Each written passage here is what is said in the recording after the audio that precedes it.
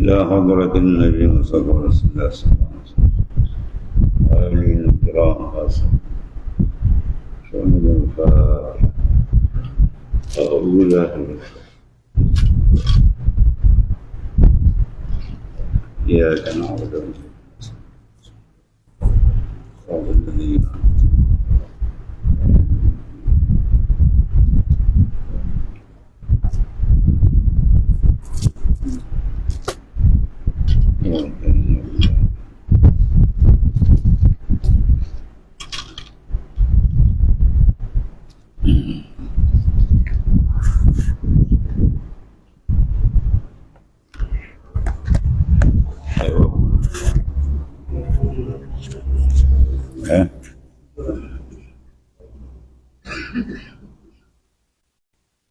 وإن منهم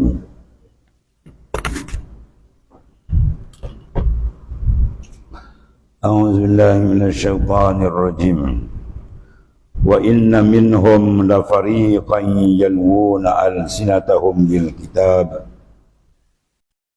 لتحسبوه من الكتاب وما هو من الكتاب ويقولون هو من عند الله وما هو من عند الله ويقولون على الله الكذب وهم يعلمون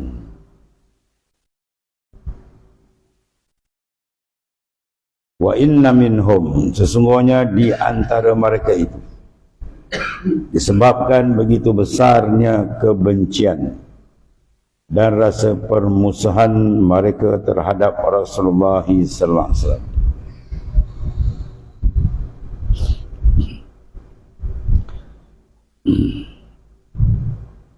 Ada satu golongan kelompok orang yang mengubah nama dan ciri-ciri baginda SAW yang tercantum di dalam Taurat. Sifat-sifat yang didedahkan Taurat mereka ubah. Yang terlampau kebencian mereka di kalangan ahli kitab, orang yang ada di tangan kitab, golongan ulama jahat mereka. Mereka nak menutup akan sifat yang didedahkan dalam Taurat oleh Allah Subhanahu Wa Taala dengan tujuan menipu serta menyebarkan kepalsuan kepada kalangan awam agar mereka sesat. Dan mereka ialah hasad dan min indihim, ternyata semat menyakit hasad dengki dalam kalbi mereka itu, supaya mereka konon nak menjaga martabat, menjaga kedudukan mereka sebagai tempat tumpuan masyarakat orang ramai dalam sumber ilmu pengetahuan agama. Itulah para ahli kitab ulama, di mana mereka mengenali akan baginda Rasulullah SAW lebih kenal daripada anak isteri mereka. Sebab perkhabaran Nabi Rasul adalah daripada wahyu. Adapun isteri, perkhabaran anak itu adalah daripada mulut zahir dia. Kalau dia buat khianat dengan jantan lain pun orang mungkin tak tahu ya. Tapi akhirnya biasa orang tahu. Sekarang DNA macam-macam dia buat. Jadi maknanya perkhabaran isteri tidak kuat, adapun kerasulan ni perkhabaran dari Allah Ta'ala ya, itu kuat. Tapi jahat mereka tadi habis mereka tak terima. Iaitu mereka dah kenal Rasul lebih kenal daripada anak isteri. Dia nak ceritakan dia punya kejahatan, namun dia tutup, dia larikan pandangan, dia elakkan maknanya manusia supaya jangan mengenali Rasulullah sallallahu alaihi wasallam. Allah, iaitu mereka yalwuna, memutar belitkan dan mengulurkan lidah mereka terhadap ayat yang sudah dipalsukan itu.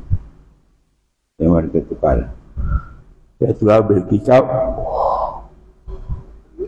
terhadap kitab Al-Quran. Sebab kitab yang Tuhan turun kepada mereka, supaya kalian menyangka yang dibacanya itu, agar orang yang mendengarnya juga menyangka bahawa itu bahagian dari kitab. Itu semua daripada kitab mereka yang ada Taurat, tapi sebenarnya bukan. Dan padahal ma wa ma huwa minal kitab itu bukan daripada kitab yang diturunkan oleh Allah Ta'ala. Baik nas, penjelasan maupun takwilan, mereka telah buat penyelewengan, mereka ubah dengan tangan jahat mereka. Dan sering dengan itu mereka tetap menipu. Mereka mengatakan, ya, yakni kitab itu sudah mereka palsukan itu diturunkan min indillah, dari sisi Allah Ta'ala. Semua merupakan apa? Hati yang kotor, yang tidak reti takut sebenar kepada Allah Ta'ala, yang dikotori dengan fahaman gilakan pangkat, jawatan, kuasa, dilema. Itu semua menyebabkan hati menjadi kotor. Akhirnya kemuncak sanggup mereka mengubah isi kandung kitab yang jelas daripada Allah Subhanahu wa Ta'ala. Dan yang dibuat kerja jahat ni bukan sembarangan orang. Itulah mereka buat fitnah kepada Rasul, dan atas lagi kepada Allah Subhanahu wa Ta'ala. Kononnya mereka mengatakan inilah dari Tuhan. Ya, sedangkan wa ma huwa minal kitab, bukan dari kitab. Rekaan palsu mereka, jahat mereka.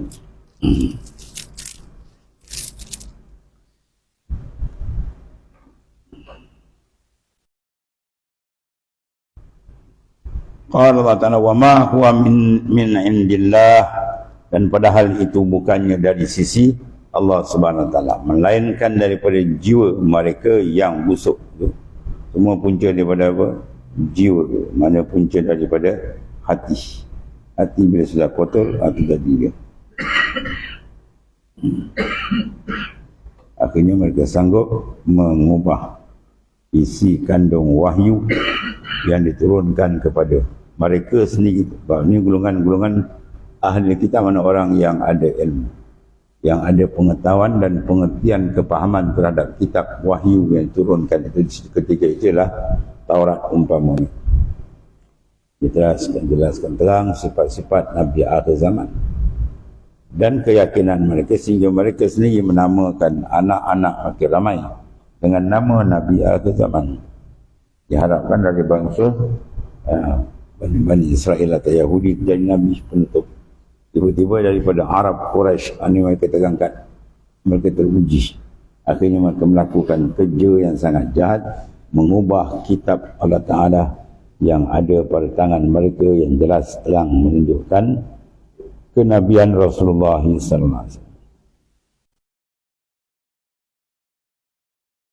Ma huwa min indillah wa ma huwa min, dan ialah bukan dari sisi Allah Ta'ala itu, melainkan daripada jiwa mereka yang busuk, ya, serta bisikan hawa nafsu mereka yang batil, dan selalu mabuk kedudukan, mana gilakan pangkat dan kekuasaan. Sebab mereka tahu kalau mereka istiharkan kenabian bagi Islam, mereka dah rasa dah banyak orang akan lari, dia kata. Dia hilanglah pengaruh. Jadi mereka lebih mempertahankan pengaruh daripada kebenaran itu sendiri.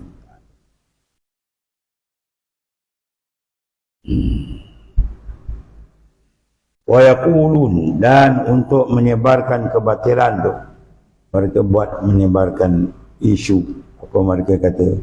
Mereka berkata tentang semua kebohongan itu dengan melakukan apa dia? Alallahil kazib.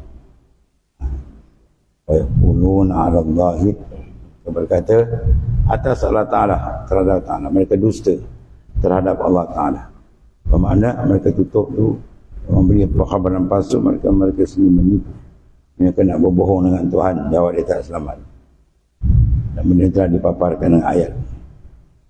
Dan berbohong atas namanya, yang gunakan nama Allah Ta'ala, padahal itu palsu. Jahatnya bila nafsu telah mengawal. Padahal mereka ni wahum ya'lamun, ya, padahal mereka tahu, ya, meskipun mereka di dalam hati dan batin mereka ya'lamuna, mengetahui dengan penuh yakin bahawa semua itu adalah kebohongan. Ini pembohongan yang mereka lakukan, yang mereka buat-buat sebabkan kesombongan dan pembangkangan mereka. Tajuk di dalam hati mereka suka membangkang kebenaran dan tunduk sombong besar mereka. Sebab mereka ni menjadi tumpuan dalam masyarakat, ulama-ulama kan. Jadi mereka buat satu kerja yang sangat kotor.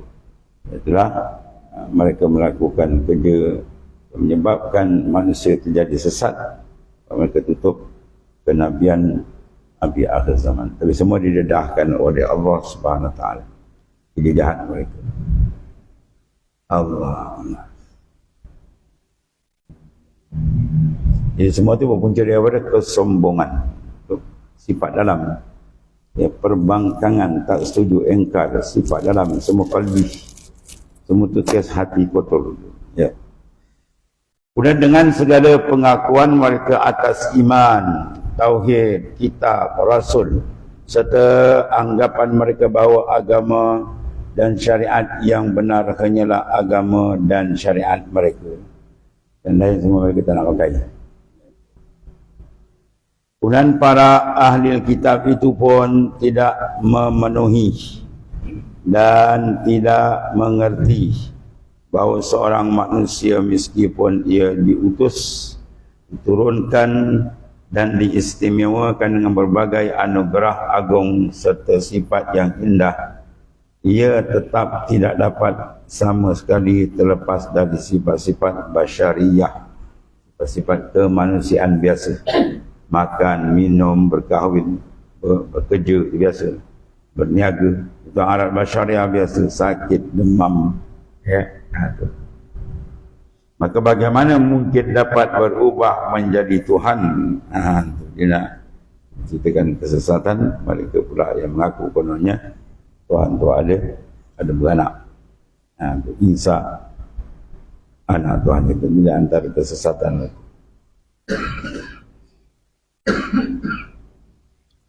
Maka bagaimana mungkin dapat berubah menjadi Tuhan? Itu mustahil. Seorang hamba tetap akan tetap sebagai hamba. Sebagaimana Tuhan itu juga tetap sebagai Tuhan. Walaupun hamba tu mempunyai milik kaya pada zahir, semua adalah nikmat Tuhan. Bukan dia punya, itu pinjaman semata-mata. Sebab semua makhluk sifat dia adalah berhajat. Berhajat itu bukan Tuhan. Itu dipanggil makhluk. Di dalam masalah ini ada tujuan tertentu yang ingin dicapai, itu bahawa dalam tajrid manusia berbeza-beza tingkatnya. Siapa yang tajridnya lebih banyak, maka ia lebih kuat dengan Allah Ta'ala. Tajrid makna pengasingan, makna zahir lebih batin. Ya, lebih cenderung kepada fana, mana melenyapkan pandangan makhluk, dan lebih rindu kepada baka, mana kekal hati dia dengan Allah Ta'ala. Jika tidak, maka suluk yang ditempuh tidak akan pernah ada ujung. Kalau dia tidak begitu, mana perjalanan suluk, mana perjalanan rohani dia akan tergentar, tidak sampai ke ujung.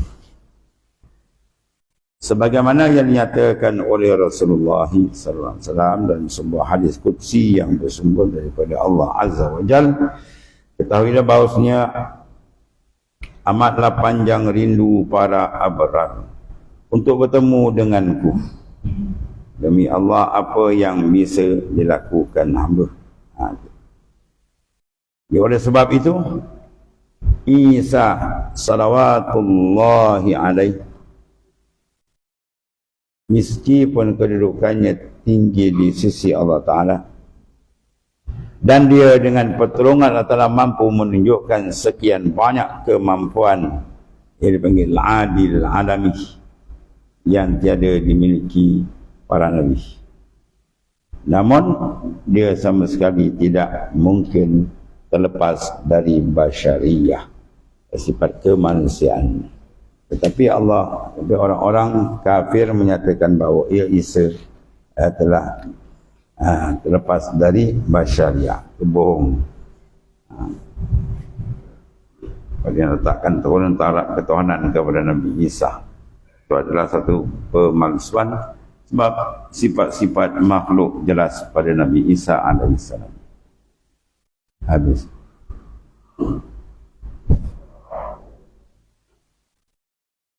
Ya Allah. Jadi golongan Kristian dia beranggap itu sebab dia sembah Isa sebagai rasul. Itu seolah-olah dia tidak arat basyariah. Itu semua bohong. Nabi Isa tak makan dia. Makan, tak minum. Lalu mereka menyembahnya seperti mereka menyembah Allah Subhanahu Wa Taala habis selesai dengan menisbahkan kepadanya sebagai anak kononnya. Ya, wa na'udzubillah, tak lindung kita daripada pahaman sesat. Dan mereka tidak mahu maknanya menghormati Allah Ta'ala dengan baik sehingga Allah kembali menyampaikan peringatan dan pengajaran kepada mereka melalui firman-Nya yang berikut ini. Ma kana li basharin an yu'tiyahu Allahu kitab wal hukma wan nabiyyun summa yaqulu lin-nasi kunu ibadallahi min dunillah walakin kunu rabbaniyyin bima kuntum tu'allimuna al-kitaba wa bima kuntum tadrusun.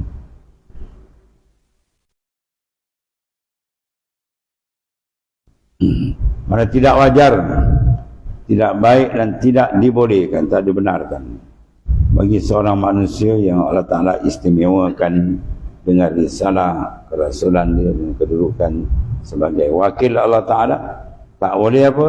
An yu'tiyahullahu, yang Allah Ta'ala berikan kepada mereka tadi. Allah Ta'ala turunkan padanya kitab, menjelaskan syariat kepadanya dan hukum hakam dia yang terjaga daripada di dalam syaratnya, dalam syariat dia, yang terkait dengan berbagai keadaan hamba Allah Ta'ala dan kehidupan. Semua urusan ada dalam Quran, ceritakan dengan jelas.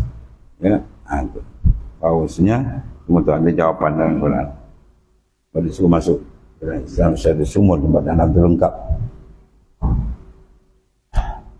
Sebab tu ulama kata kalau kita ambil awal huruf Quran apa ba, dicantum dengan hujung dia sin, jawab dia apa bas. Apa nampak cukup. Dalam Quran sudah cukup lengkap semua dia. Ya.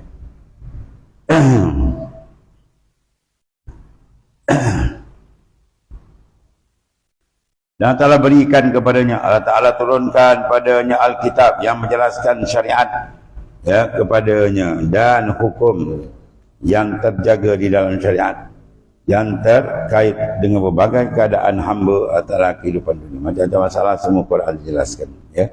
Dan kenabian dan kemudian yang terambil dari syariat yang berkaitan dengan berbagai keadaan hamba Allah Ta'ala dan di kehidupan akhirat. Lalu mereka lalu setelah Allah Ta'ala memilih dengan kemuliaan kesempurnaan kepada manusia dan diutuskan kepada mereka, hendaklah kamu menjadi penyembahku ya, itu penyembah Allah Ta'ala. Sembahlah aku sahaja, itulah Allah Ta'ala, bukan menyembah ya min dunillah selain daripada Allah. Ucapan seperti itu tidak lain adalah sebagai kemusyrikan yang parah. Disuruh menyembah dia pula, padahal Allah Ta'ala tak suruh itu.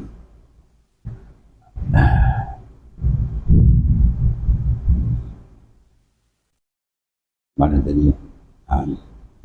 Bagaimana mungkin ungkapan semacam itu keluar daripada miskat kenabian maha tinggi Allah Ta'ala dari segala yang dikatakan oleh orang-orang zalim dengan kesombongan yang besar. Walakin akan tetapi ucapan dan perintah para nabi kepada orang-orang adalah seperti berikut. Kunu, hendaklah kamu wahai para pengikut penganut tauhid menjadi apa? Rabbaniyin, orang-orang Rabbani. Ini orang-orang yang ikhlas, dan janganlah kalian kamu menjadi setan-setan musyrik menyekutukan Allah Ta'ala. bima kuntum tu'allimun, dengan apa yang telah kamu selalu ajarkan sendiri daripada isi kitab ini, berupa berbagai-bagai maknanya perkara agama, dan dengan apa yang kamu selalu pelajari, memahaminya, dan yang kamu ajarkan kepada orang yang menjadi murid-muridmu. Tidak ada yang Allah perintahkan dan wahyukan kepada para nabi selain yang seperti ini. Itulah mereka menyeru supaya manusia jangan melakukan kesyirikan kepada Allah Subhanahu wa taala. Apa-apa yang berlaku jadi mereka jadi sesat walaupun mereka ada kitab yang diberikan Allah. Sebab apa tak cukup dengan ilmu saja, mesti beramal. Tak cukup dengan amal, dia mesti ikhlas. Dan ikhlas sebenar tu tadi, bersih hati daripada segala kekotoran. Dan bila hati bersih, dia menerima. Adapun cerita ni, ulama yang dikatakan ahli kitab ni hati tak bersih sebab dia ada gila pangkat, jawatan dan sebagainya, menyebabkan mereka menggadai agama Allah Ta'ala. Kemudian wala ya'murakum an tattakhizul malaikata wan nabiyyin arbabah ila akhir. Sallallahu alaihi wasallam.